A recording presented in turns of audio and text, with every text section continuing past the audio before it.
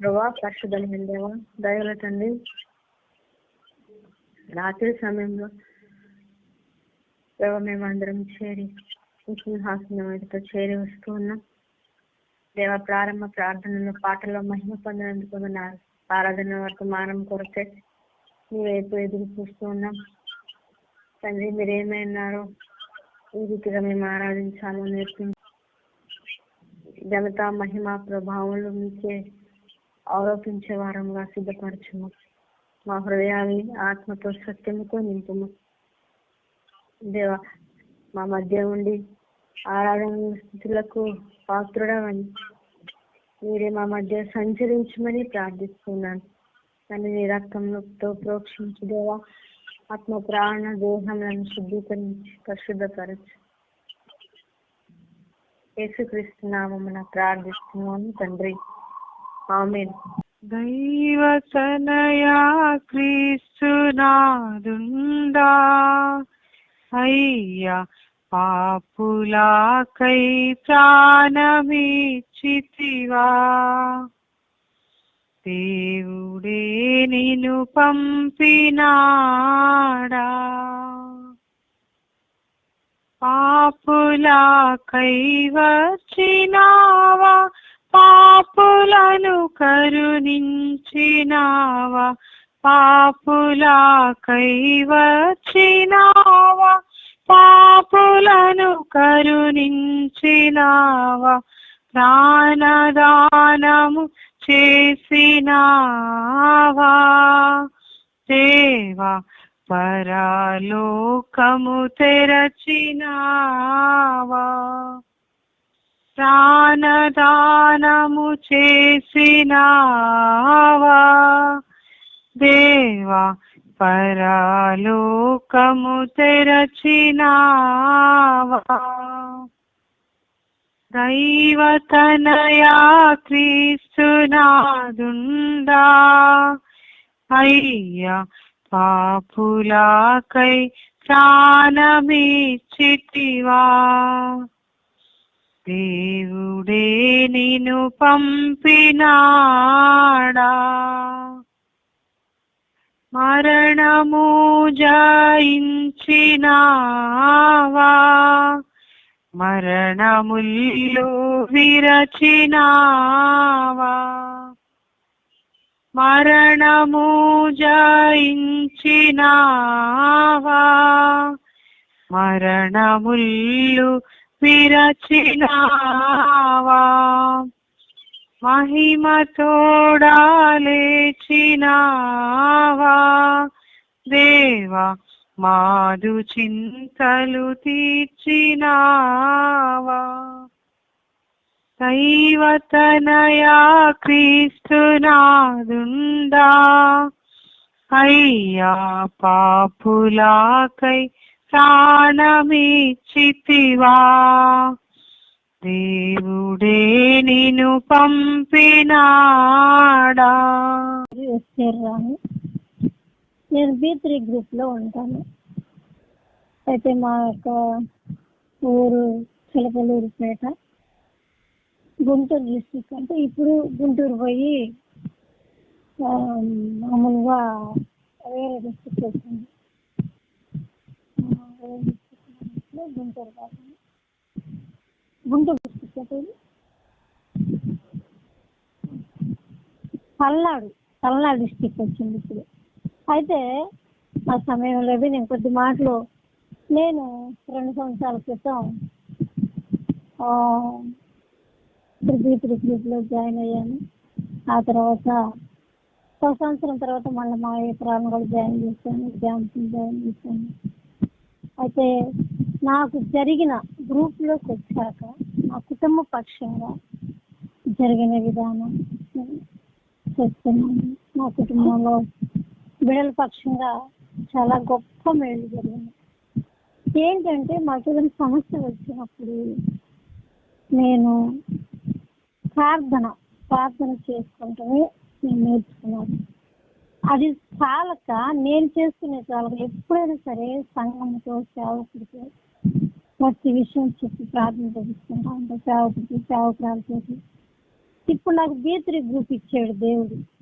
B3 group ఇచ్చినాక ఆ group లో ప్రతి ఒక్కరికి నేను గ్రూప్ లో ఏ కుటుంబంలో ఏ సంతోషం జరిగినా, నష్టం జరిగినా, కష్టం వచ్చినా, బాధలు వచ్చినా నాకు ఇది తృప్తి. అక్క వాళ్ళు ప్రార్థన చేస్తే లేదా సేవకుడు అన్నవాళ్ళు ప్రార్థన చేస్తే నాకు కొంచెం అక్కడ చెప్పుకుంటే ప్రార్థన చేయడం అడిగితే నా బరువు తీరినట్టుగా ఉంటుంది అన్నమాట. అయితే నేను గతంలో ఈ 2 సంవత్సరాలు నేను B3 గ్రూప్ లోకి వచ్చాక దేవుడు బిడ్డల పక్షంగా ఎన్నో మేలు చేస్తా వచ్చాడు.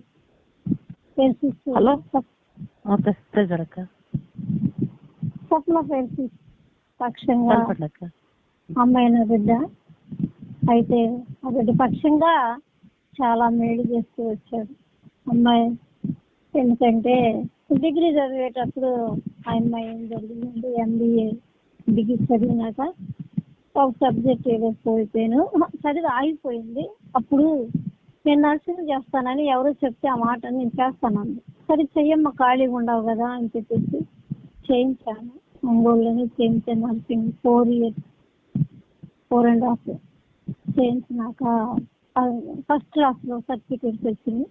సరే దాన్ని ప్రక్కన పెట్టేసిన తర్వాత మళ్ళీ మ్యారేజ్ చేసుకోవాలంటే నాకు వద్దంటాను. అంటే నేనేం చేశానంటే వెంటనే MBA జాయిన్ అవుతాను. మళ్ళీ MBA చేసేసాను.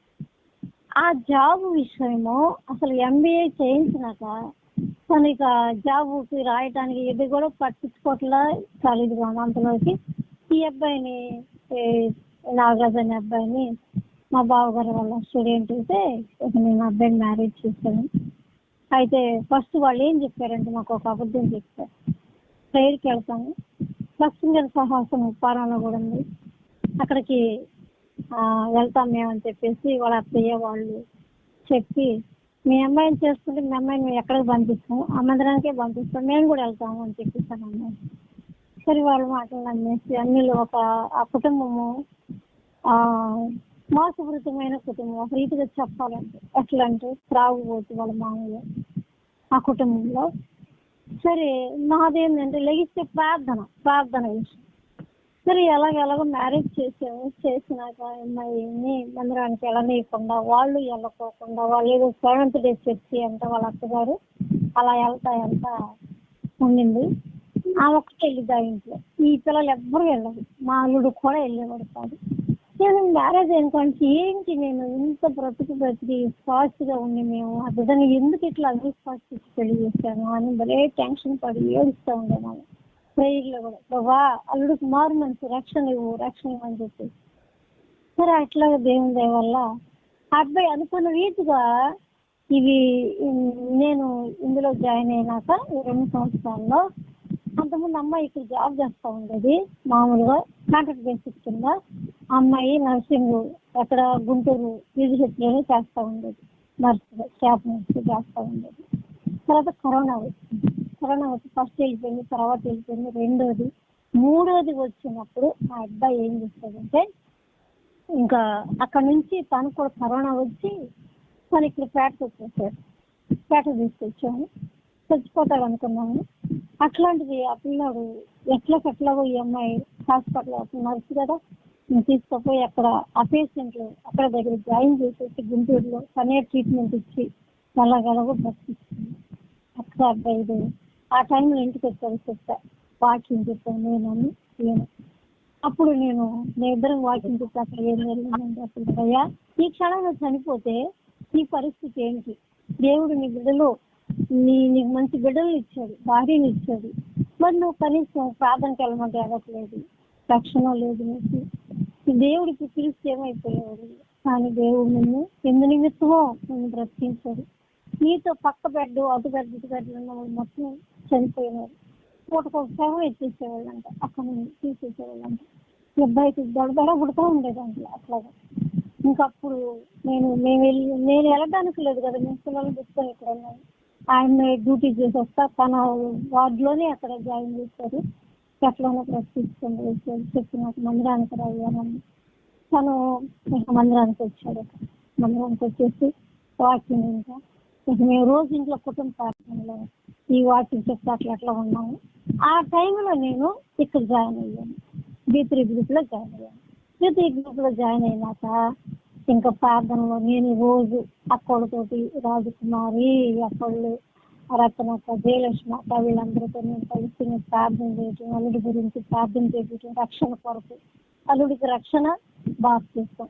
ఇంకేం చెప్పేదాన్ని కాదు. తన ప్రవర్తన గురించి అసలు నేను చెప్పేదాన్నే కాదు. అసలు ఇట్లా ప్రార్థన చేయండి అమ్మా, ప్రార్థన చేయండి అమ్మా అంటే వాళ్ళ పక్కన నవరాజు గురించి, వాళ్ళ అల్లుడు అక్క అల్లుడి గురించి అని ప్రతి ఒక్కరు నేను ఏ గ్రూప్ లోకి వెళితే ఆ గ్రూప్ లో చెప్తా ఉండేదాన్ని. మామూలు రక్షణ కోసం బాప్తి సాక్షి ఇవ్వాలి, ప్రార్థనకైతే వస్తున్నారు కానీ బాప్తి చెప్తే అక్కోళ్ళందరూ అతను ప్రార్థన చేశారు, సంఘంలో చేశారు, మరి సేవకుడు చేశాడు. నాకైతే ఎక్కువ ఇంట్రెస్ట్గా నేను ఇక్కడ B3 గ్రూప్ లో చక్కగా ఇంట్లో కూర్చొని చెప్పే వాక్యం, చెప్పే సాక్ష్యాలు వినే అన్నీ వింటా ఉండేవాడు అనమాట అబ్బాయి. ఎందుకంటే తను ఇది కంప్యూటర్ లో వర్క్ చేస్తూ ఉంటాడు, మ్యాథ్స్ లో. ఏది నవయుగ ఇంజనీరింగ్ కన్స్ట్రక్షన్ కంపెనీలో పనిచేస్తాడు అబ్బాయి. అట్లాంటిది కరోనా వచ్చాక తెలంగాణకి అక్కడ ఏదంటే మహబూబ్ నగర్ నుంచి నిజామాబాద్ వెళ్ళాడు. నిజామాబాద్ లో అక్కడ జరిగింది అనమాట ఇది రావటం. సరే అక్కడ నుంచి రిజైన్ చేసి వస్తే వాళ్ళు వదులుకోలేదు అబ్బాయిని. వదులుకోకుండా మంచిగా ప్రవర్తన కలిగినాడు, మంచి వాళ్ళని చెప్పేసి మళ్ళీ ఏం చేశారు, నువ్వు నెట్లో వచ్చేస్తాయా, మేము జీతం చేస్తామని చెప్పేస్తాను. సరే ఇంట్లోకి వచ్చి నెట్లో చేస్తా ఉండేవాడు కూర్చొని కంప్యూటర్లో వరకు. మేము చెప్పుకునే వాక్యాలు, మేము మాట్లాడుకునే మాటలు, సాక్ష్యాలు, ఫలానా కుటుంబంలో ఎలా జరిగింది అలా జరిగిందని చెప్పుకుంటా వింటా ఉండేవాడు. అట్లా అనుకోకుండా దేవుడు ప్రార్థన చేస్తానే ఉన్నాము, అక్కడ ప్రతిష్ఠిస్తున్నాను చెప్తా ఉంటే దేవుడు అనుకోకుండా అబ్బాయికి 7 లక్షల డబ్బులు వచ్చేస్తుంది. ఎందుకు అక్కడ రిజైన్ చేసి వచ్చాక కూడా వీళ్ళు వదులుకోవాలి, ఆ డబ్బు పంపించారు. ఆ డబ్బులు పెట్టేసి వెంటనే ఇల్లు స్టార్ట్ చేశారు. ఈ విషయం నేను రాజకుమార్తో చెప్పాను, అమ్మ ప్రార్థన చేయండి వాళ్ళకి అలా అంటే. నేను ఇక్కడ ఇల్లు పెట్టాను కానీ ఇప్పుడు వాళ్ళు డబ్బులు వేస్ట్ అయిపోతాయి అనవసరంగా. వాళ్ళ మామయ్య గారు మంచివాడు కాదమ్మా, ఇట్లా త్రాగుపోతూ డబ్బులన్నీ స్టార్ట్ చేస్తున్నారు. ఒక ఆటో కొనిస్తున్నా, త్రాగి వచ్చి ఆటో డ్రైవింగ్ చేస్తే కొంతమంది దెబ్బలు తగిలి డబ్బులు ఇట్లా అన్నీ ఇది అయిపోతున్నాయి, వాళ్ళ ప్రవర్తన ఇదిగా లేదమ్మని రీసెంట్గా నేను అసలు అమ్మాయికి చెప్పి నేను ఆ విధంగా ప్రార్థన చేపిస్తా. అంటే గ్రూప్ లో కూడా కాకుండా విడిగా కూడా నేను రాజకుమారికి చెప్పేదాన్ని ఫ్యామిలీ విషయాన్ని చెప్పి ప్రార్థన చేస్తున్నాను. ఆ అమ్మాయి కూడా ఎట్లా చెప్పేదంటే ఇండైరెక్ట్ గా చెప్పేది. అక్క వాళ్ళ కుటుంబం గురించి, వాళ్ళ అల్లుడు గురించి, వాళ్ళ అల్లుడు వాళ్ళ నాన్నగారి గురించి ప్రార్థన చేయండి అని చెప్పేది, కానీ ఇంత బట్టబయలుగా చెప్పేది కాదు. అయితే అట్లా చెప్తే ప్రార్థన చేసేవాళ్ళు అక్కోళ్ళు. అట్లా జరుగుతూ ఉండేది. దేవుని దయ వల్ల ఇల్లు కట్టుకున్నారు. ఇల్లు కట్టుకున్నాక అది కన్స్ట్రక్షన్ జరుగుతుంది, బాగానే ఉంది. ఇంక ఈలోపు అమ్మాయికి మచిలీపట్నంకి ఈ కాంట్రాక్ట్ బేసిక్ కాకుండా రెగ్యులర్ పోస్టులు పడితే వచ్చేసింది. వచ్చినాక మచిలీపట్నంలో జాయిన్ అయ్యింది. జాబ్ చేస్తా ఉన్నప్పుడు జాబ్ చేసే సమయంలో ఇక మళ్ళా అప్పుడు ఇది పెట్టుకున్నప్పుడే మళ్ళీ ఏం చేసింది, ఒంగోలుకి గుంటూరుకి పెట్టుకుంటే ఫస్ట్ ఇది రాగానే ఏమో ఇంకా ఫస్ట్ ఇయర్ రావు, అంతకుముందు ఎప్పుడో పెడితే రాలా, ఫస్ట్ ఇయర్ రావాలని చెప్పేసి మళ్ళా వెంటనే మచిలీపట్నంలో జాయిన్ అయ్యింది. జాయిన్ అయినాక జాబ్ చేస్తూ ఉంది. ప్రార్థన చేస్తున్నాం, ఈ పిల్లలు చూస్తే చిన్న పిల్లలు, ఈ అబ్బాయి ఇక్కడ అమ్మాయి అక్కడ, ఏం చేయాలి ప్రభు అని చెప్పేసి మళ్ళా నేను ట్రాన్స్ఫర్ గురించి ఎట్లాగో చేయాలని చెప్పేసి అడిగి, ఇంకా అక్కడ అడిగితే వాళ్ళు ఏమన్నారంటే 3 లక్షలు కట్టమన్నారు. 3 లక్షలు కట్టిన ట్రాన్స్ఫర్ అసలు వచ్చిద్దో రోజు తెలియదు, ఇష్టమని అన్నారు. కానీ రాజకుమారి అమ్మ అందరికి అక్కవాళ్ళకి చెప్పమ్మా, అందరికి చెప్పా ప్రార్థన చేయండి అమ్మా, అమ్మాయి చాలా ఇబ్బంది పడుతుంది. మచిలీపట్నం ఎక్కడ చిలకలూరుపేట ఎక్కడ జర్నీ 8 గంటల జర్నీ పడుతుంది, పోవటం రావటం 4-5 గంటల జర్నీ పడుతుంది, చాలా కష్టపడుతుంది, వారానికి ఒకసారి వస్తుంది అని చెప్పి ప్రార్థన చేయమని చేపిస్తాను. ప్రార్థన చేశారు. నేను వెళ్ళే గ్రూపులో కొన్ని గ్రూపుల్లోకి వెళ్ళినప్పుడు నేను చెప్పాను, మా కుటుంబం కొరకు ఇట్లా ప్రార్థన చేయమన్నాను. దేవుని వల్ల గ్రూపుల్లో చక్కగా మా B3 గ్రూప్ లో వచ్చే సీనియర్లు ఎవరైతే వస్తారో వాక్యం చెప్పడానికి వాళ్ళకి నేను చెప్తా ఉండేదాన్ని. అమ్మాయి కొరకు ప్రార్థన చేయండి, బిడ్డలు ఒకసాట, భార్య ఒకసాట, భర్త ఒకసాట, ఇట్లా 3 చోట్ల ఉండాల్సిన పరిస్థితి వచ్చింది. బిడ్డలేమో నా దగ్గర ఉంటారు, ఆ పిల్లాడేమో అక్కడ వాళ్ళ ఇంటి దగ్గర ఉంటాడు. ఏం చేయాలి, ఏంది పరిస్థితి అర్థం కావట్లేదు అని చెప్పేసి ప్రార్థన చేయమంటే చక్కగా ఆ అక్కలా ప్రార్థన చేశారు. నాకు ఎందుకు V3 గ్రూప్ లోకి వచ్చిన దగ్గర నేను సిస్టర్స్ చేసే ప్రార్థన ఒక్కటి కూడా షాప్ గురించి ప్రార్థన చేశారు. చక్కగా షాప్ దొరుకుతుంది మంచిగా. అంత కఠినరాలైన మనసు మారలేదు. కానీ ఈయనకి ఎప్పటి నుంచి తెలిసిందో ఫ్రెండ్ ఆ షాప్ చేశాడు. కానీ అతని మనసు కూడా మారిపోయింది. అయినా సరే దేవుడి మీద భారం వేసాము. కానీ దేవుడు గొప్ప కార్యం ఏంటంటే వెంటనే మేము ఇట్లా ప్రార్థన చేస్తానే అన్నాం, ప్రభా గుంటూరు కానీ ఒంగోలు కానీ వస్తే బాగుంటుందయ్యా, అంతేగాని వాళ్ళు బాధపడుతున్నారు ప్రభా బిడ్డల గురించి అని చెప్పేసి మన గ్రూపులు అందరూ ప్రార్థన చేశారు. ఖచ్చితంగా 3 నెలలు 4 నెలలు చేసింది అక్కడ. ఈ చేసే సమయం చేస్తానే ఉంది. వెంటనే ఆ గుంటూరు వాళ్ళు పిలిచారు GHH లో. ఆ అమ్మాయిని పిలిచేటప్పుడు అక్కడికి వెళ్ళగానే గుంటూరు లేవమ్మా ఖాళీలు అయిపోయినాయి, ఇకపోతే ఒంగోలుకు ఉంది, మీరు ఒంగోలు తీసుకుంటామంటే ఓకేనా, సరే ఇక ఒంగోలు ఏదైతే దగ్గరికి రావాలని చెప్పేసి ఇక ఒంగోలు తీసేసుకుందాం. ఆయన ఒంగోలు ఇచ్చింది. దేవుడు ఎంత గొప్ప కార్యం చేశాడంటే డబ్బులు అది ఇవ్వటానికి కూడా అక్కడ అడ్మిట్ వాళ్ళందరూ వాళ్ళు జాయిన్ చేసుకునే వాళ్ళు డబ్బుల కొరకు లంచాల కొరకు ఎదురు చూశారు. మీ దగ్గరికి వచ్చింది కదా, మాకు అది చేయండి ఇది చేయండి అని చెప్పేసి ఇట్లా మాకు మా దేవుడు అన్నాడు, గొప్ప దేవుడు. ఈ అమ్మాయి అసలు మొన్న వచ్చి స్వప్న సెల్సిస్ సాక్ష్యం చెప్పాలని చెప్పేసి ఇదేంది ఆ రోజు సెలవు లేక డ్యూటీకి వెళ్ళిపోయింది. మమ్మీ సాక్ష్యం చెప్పు మమ్మీ, ఆంటీ వాళ్ళకి అందరికి చెప్పండి, ప్రార్థన చేసే గొప్ప కార్యం జరిగింది. V3 గ్రూప్ లో అసలు మీ గ్రూప్ లో ప్రతి ఒక్కటి చక్కగా జరుగుతుంది. మమ్మీ కుటుంబంలో నాకు యాక్సిడెంట్ లో ఎన్ని జరిగినా కానీ అన్నిసార్లు ప్రార్థన చేయించారు. మీరు ప్రార్థన చేపిస్తాను, మీరు చేస్తూనే ఉంటారు. పాపండా ఇంటా ఉంటది, అల్లుడుండా ఇంటా ఉంటారు, మా వారుండా ఇంటా ఉంటారు ఆ ప్రార్థనలు. అట్లా జరిగే చూసి భలే ఆశ్చర్యపోతున్నారు అనమాట. అసలుకి సంఘములో తక్కువగా నేను కలవటము, గ్రూప్కి వెళ్ళినప్పుడు మామూలు మందిరానికి వెళ్ళినప్పుడు అన్నోళ్ళతోటి ప్రార్థన చేయమని అంటాను, చేస్తారు సంఘంలో సంఘ ప్రార్థనలో. కానీ గంటల తరబడి ఉపవాస ప్రార్థన చైన్ ప్రేయర్లో మాకు మంగళవారం ఉపవాస ప్రార్థన, నెలకు ఒకసారి చైన్ ప్రేయరు, మళ్ళీ ఆరాధన ఎన్ని ఉంటాయి కదా. మనలోకి మందిరం కంటే కూడా నాకు ఇక్కడ ఇంట్రెస్ట్ కనిపిస్తుంది అనమాట. అట్లా దేవుడు ఆ విధంగా ఇచ్చేసేసాడు.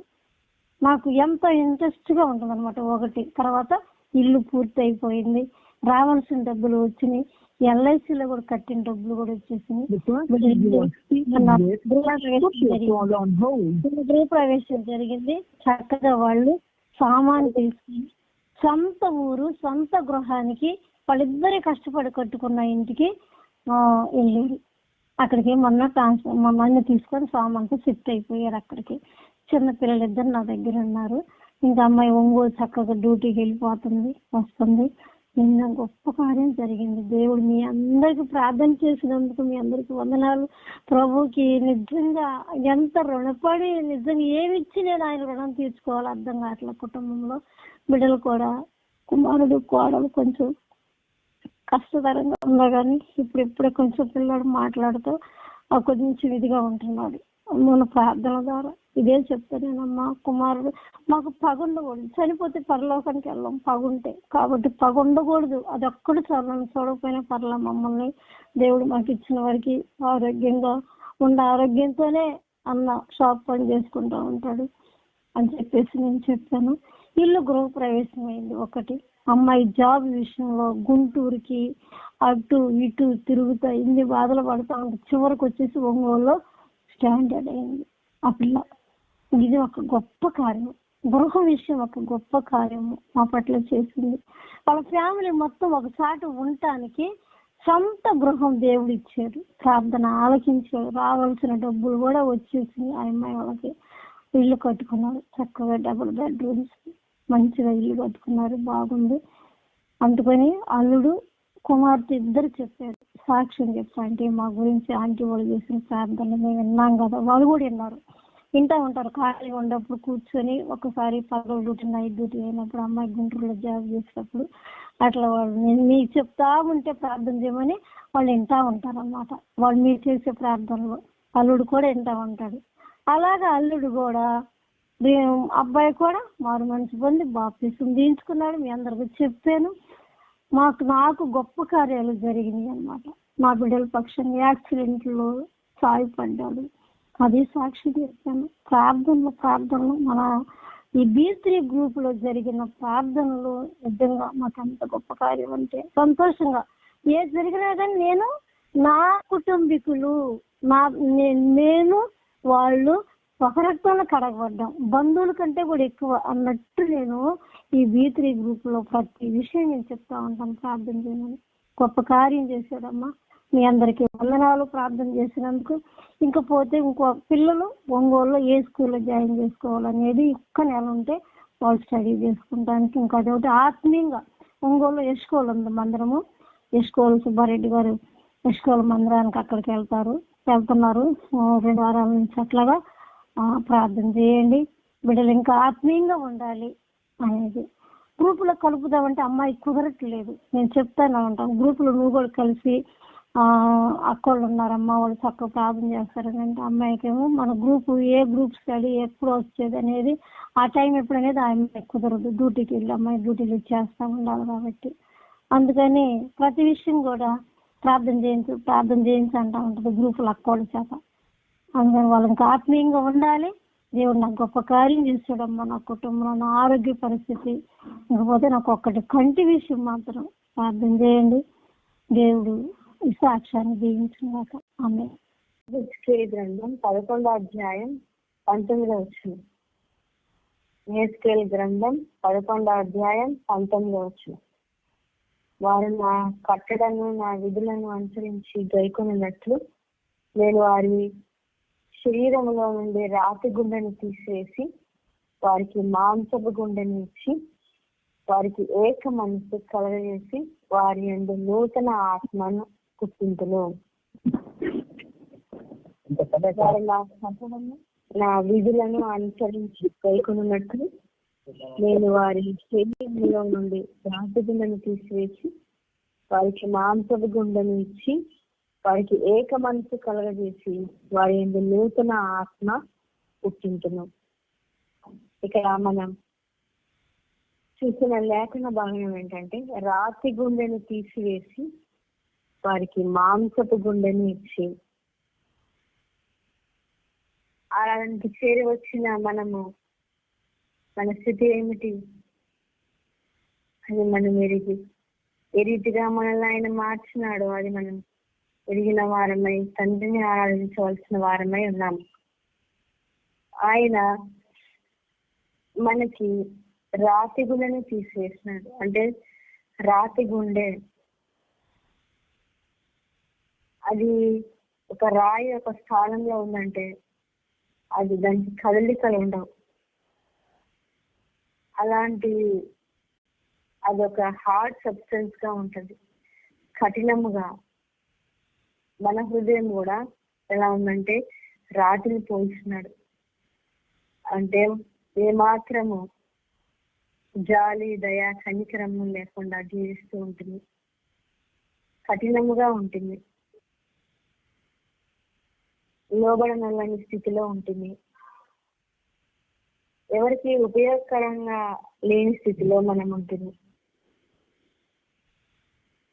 ఆ స్థితిలో మనం ఉన్నాం. అలాంటి పరిస్థితిలో ఉన్నప్పుడు దేవుడు మనల్ని చూసి కనికరపడ్డాడు. అలాగే మనల్ని వదిలేయలేదు, మన ఎడల ఆయన జాలి చూపించినాడు. ఈ రాయి అలాగే ఉంటే అలాగే ఉంటుంది, కానీ ఈ రాయిని ఒక శిల్పకారుడు దాన్ని చెక్కుతూ ఉండి ఒక రూపంలోకి తీసుకొచ్చినప్పుడే అదొక సౌందర్యంగా కనబడుతుంది. అట్లా మనము ఏ మాత్రము ఎవరికి ఉపయోగకరంగా లేము, మనం కూడా ఉపయోగకరంగా లేము. ఆ స్థితిలో మనం ఉన్నాం. ఆ స్థితిలోనే మనల్ని ఆయన విడిచిపెట్టలేదు, కానీ మనం మార్చడానికి ఆయన ఒక గొప్ప కార్యం చేయాల్సి వచ్చింది. అదే సిలువ కార్యం. కల్వరి సిలువలో ఆయన తన ప్రాణమును పెట్టవలసి వచ్చింది. ప్రాణమును పెడితేనే కానీ మనం ఈ రాతి గుండెను తీసివేసుకుని మాంసం గుండెగా మనం మార్చబడలేము. కాబట్టి ఆయన సిలువ శ్రమ గుండా ఆయన వెళ్ళవలసి వచ్చింది. ఎవరు చేయలేరు ఈ కార్యమును. ఆయన మాత్రమే చేసినాడు. తన ప్రాణమును ధారపోసినాడు, రక్తమును కార్చినాడు. శ్రమ, వేదన, అవమానము, దూషణ, బాధ, నింద అన్ని కూడా అనుభవించినాడు. ఎవరి కోసం అంటే మన కోసం. ఎందుకంటే మనలో ఉన్న ఈ రాతి గుండెను తీసివేయాలని ఆయన అభిలాష. కాబట్టి అంత గొప్ప కార్యము దేవుడు చేసినాడు. చేయుట ద్వారా, ఆయన రక్తం కార్చట ద్వారా మనము మన పాపములు ఒప్పుకొని ఆయన రక్తం చేత కడిగబడిన తర్వాత మనకి మాంసపు గుండెను మనకి ఇచ్చినాడు. ఒక మానవత్వం లేకుండా జీవిస్తూ ఉంటుంది. మాంసపు గుండె అంటే రక్త మాంసము కలిగిన ఈ మానవునికి ఎమోషన్స్ ఉంటాయి. జాలి, దయ, బాధ. ఒకరు బాధపడుతుంటే మనకి బాధ, ఒకరు ఏడుస్తుంటే మనకి ఏడుపు వస్తుంది. ఈ మాంసపు గుండె వలన ఇవన్నీ జరుగుతాయి. కాబట్టి ఆ మనసు రావడానికి ఆయన అంత ప్రయాసపడాల్సి వచ్చింది. కాబట్టి మాంసపు గుండెను ఆయన మనకి ఇచ్చినాడు. ఇచ్చి ఆత్మ సంబంధమైన ఆశీర్వాదాలతో ఆయన ఉంటాడు. ఇప్పుడు ఎలా ఉన్నామంటే ఒకరి కన్నీరు మన కన్నీరుగా, ఒకరి కష్టం అది మన కష్టంగా, ఒకరు అనారోగ్యంతో ఉంటే అది మనము పడుతున్నట్లుగా, వేదన పడుతున్నట్లుగా మనం అలాగ బాధపడి మనం ప్రార్థించే వారంగా దేవుడు చేస్తున్నాడు. ఇదంతా అద్భుతం. ఇది మన ప్రతి ఒక్కొక్కరి జీవితాలు ఆలోచిస్తే ఇంతకుముందు నేను ఎలా ఉన్నాను, ఇప్పుడు ఎలా ఉన్నాను అని ఆలోచిస్తే అదంతా ఆశ్చర్యం, అద్భుతం. ఇది కేవలం ప్రభువైన యేసుక్రీస్తు ద్వారానే మనకి ఈ మనస్సు వచ్చింది. కాబట్టి ఆయన మనకి ఏం చేస్తున్నాడు అని అంటే,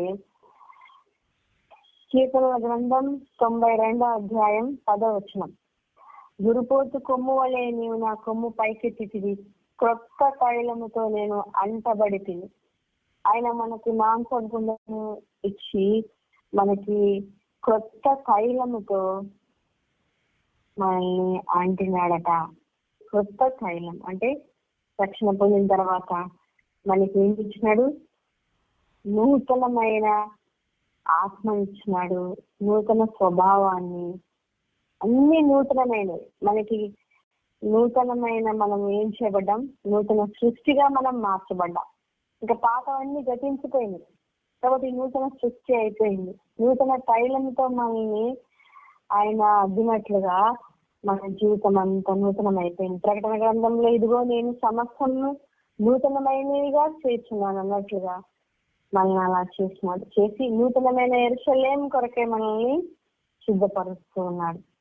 కాబట్టి నూతన ఆత్మ, ఎహెజ్కేలు 11:9 ప్రకారం నూతన ఆత్మ మనలో ఉంచినాడు. కాబట్టి ఇదంతా గొప్ప కార్యము. ఎట్లా మనం ఆరాధించకుండా ఉండగలము? ఆ తర్వాత కీర్తనల గ్రంథం 45వ అధ్యాయం 7వ వచనం, కీర్తనల గ్రంథం 45 7వ వచనంలో చూస్తే,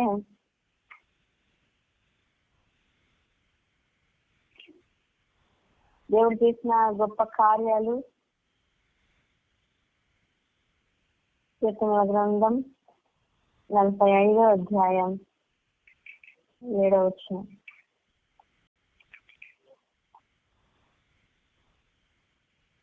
నీవు నీతిని ప్రేమించి భక్తి ఘనతను ద్వేషించున్నావు, కావున దేవుడు నీకు దేవుడే చెలికాండ్ర కంటే హెచ్చున్నట్లుగా నిన్ను ఆనంద తైలముతో అభిషేకించున్నాడు. అభిషేకము. ఇంతకుముందు రాజులను అభిషేకించడానికి ఆయన ప్రవక్తలను ఉపయోగించుకునేవాడు. వాళ్ళు ఒక తైల కొమ్ము తీసుకొని తైలముతో వారి తలల మీద అభిషేకించేవారు. అంటే ఇంకెవరో ఈ స్థానంలో సింహాసనాన్ని ఈ వ్యక్తి తప్ప ఇంకెవరు ఆసీనులవటానికి వీలు లేదు అన్నట్లుగా నిన్ను నన్ను ఆయన రక్షించుకొని ఏం చేస్తున్నాడు? ఇప్పుడు తైలముతో అభిషేకించేస్తున్నాడు. కాబట్టి నేను నువ్వు ఆయన బిడ్డగా మనం ఇంకా ఫిక్స్ అయిపోయాం. ఆయన బిడ్డలం మనం. ఎంత గొప్ప ఆశ్చర్య కార్యం. కాబట్టి ఆనంద తైలంతో మనల్ని అభిషేకించినారు. కాబట్టి ఫిలిప్పి 4:4 ప్రకారం ఎల్లప్పుడూ ఆనందించది అన్నట్లుగా మనం ఎప్పుడు ఇంతకుముందు ఆనందమే లేదు. ఎందుకంటే పాప భారంతో ఉంటాం, అసూయతో, ద్వేషాలతో, వీటన్నిటితో నింపబడి ఉండటం వల్ల మన హృదయంలో ఎప్పుడు ఆనందం ఉండేది కాదు. భక్తి గారు కూడా అన్ని సంఘాలలో తిరిగి యేసుక్రీస్తు నమ్మిన ఆ క్రైస్తవులను మొఖాలను చేసినప్పుడట వాళ్ళ ఆనందాన్ని చూడలేదంట. ఆయన ఏంటి వీళ్ళు ఎప్పుడు దిగాలు ముఖాలుగా ఉంటున్నారు, చర్చికి వచ్చిన అలాగే ఉంటున్నారు, దేవుని ఆరాధిస్తున్నా అలాగే ఉంటున్నారు అని అనుకునేవారట. అంటే ఆనందాన్ని వాళ్ళు చూసేవారు కదా. అందుకనే మొదటి పేతురులో ఆయన ఒక చిన్న పుస్తకాలు శపనా సఖ్యమును మహిమాయుక్తమైన సంతోషం అని క్యాప్షన్ ఇచ్చి చిన్న బుక్ ప్రింట్ చేశారు. కాబట్టి భక్తి గారు చూసింది ఇది, ఏసీలో చెప్పనా సత్యమును మహిమాయుక్తమైన సంతోషం ఉన్నది అని ఆయన గమనించుకున్నారు. అదే మనకి నేర్పించినారు. కాబట్టి మనం దేవుడు ఏం చేస్తున్నాడంటే ఆనందంతో మనల్ని అభిషేకించినాడు. కష్టాల్లో, దుఃఖాల్లో, శ్రమలో, ఇరుకులలో, మనకి పోరాటంలో ఉన్నప్పుడు, అనారోగ్యాలు ఉన్నప్పుడు, ఆర్థిక పరిస్థితులు ఉన్నప్పుడు, అప్పులు భారాలు ఉన్నప్పుడు కూడా వీటన్నిటిలో కూడా మనం సంతోషిస్తున్నాం, ఆనందిస్తున్నాం. ఈ జాయ్ మన హృదయంలో ఎప్పుడు నింపబడుతూనే ఉంది. ఏంటి వీళ్ళు ఇంత ఆనందంగా ఉన్నారంటే యేసు ప్రభు ముందుగానే మనల్ని ఆనంద తైలంతో అభిషేకించేస్తున్నారు. కాబట్టి మనం అన్నిల వల్లే ఏది వచ్చినా మనం నిరుత్సాహపడము, త్వరగా మనము కృంగిపోము, బలహీనపరచబడం, ఆత్మహత్య అసలు చేసుకోం. ఎందుకు? ఆయన మన ఆనంద తైలంతో మనల్ని అభిషేకించినాడు. ఎన్ని పరిస్థితులైనా ఎల్లప్పుడూ మనలో ఆయన ఆనందాన్ని పెట్టినాడు. కాబట్టి అందుని బట్టి మనం ఆరాధించవలసిన వారమైనా. కాబట్టి యేసు ప్రభు మనకి ఈ రాతి గుండెను తీసి మాంసం గుండెని ఇచ్చినాడు, ఇచ్చి కొత్త తైలముతో మనల్ని అంటినాడు, ఆనంద తైలముతో మనల్ని అభిషేకించినాడు. కాబట్టి ఇటు అనుభవం కలిగిన వారమై మనం తండ్రిని ఆరాధించవలసిన వారం. ఇంతకన్నా గొప్ప ధన్యత ఇంకా ఎవరికి ఉంటుంది? మనకు తప్ప. కాబట్టి ఇంత గొప్ప కార్యం చేసిన ఆయనను మనం ఆరాధించకుండా కూడా ఎలా ఉండగలం? కాబట్టి కొద్ది మాటలతో ప్రభుని ఆత్మతో సత్యముతో మనం ఆరాధించదును గాక.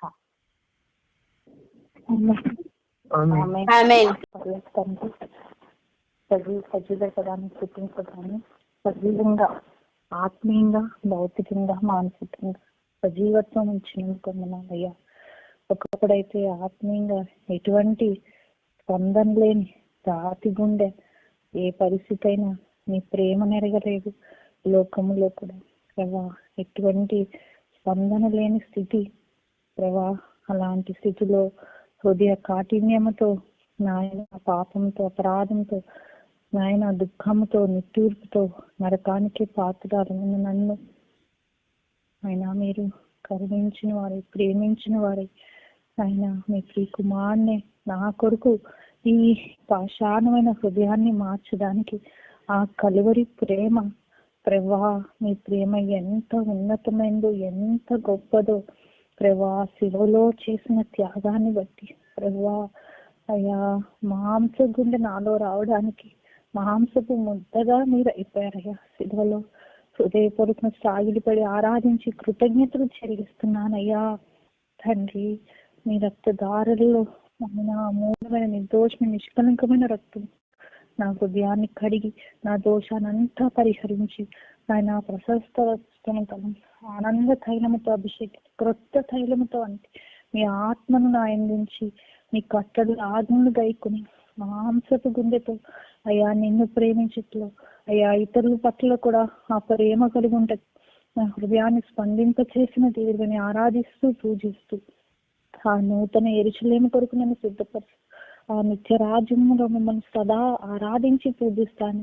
శుభప్రద నిరీక్షణ ఇచ్చి ఇంతగా నన్ను ప్రేమించి నా కొరకు మీరు చూపిన ఈ కృప, ప్రేమ, ఈ దయా సంకల్పం అంతటిని బట్టి సాగిలు పడుతూ మీరు ఉచితంగా అనుగ్రహించిన రక్షణ పాత్రను చేపుని అయ్యా. ఇది కల్వరి ప్రేమ, మార్పు లేని మారని ప్రేమ ఆయన.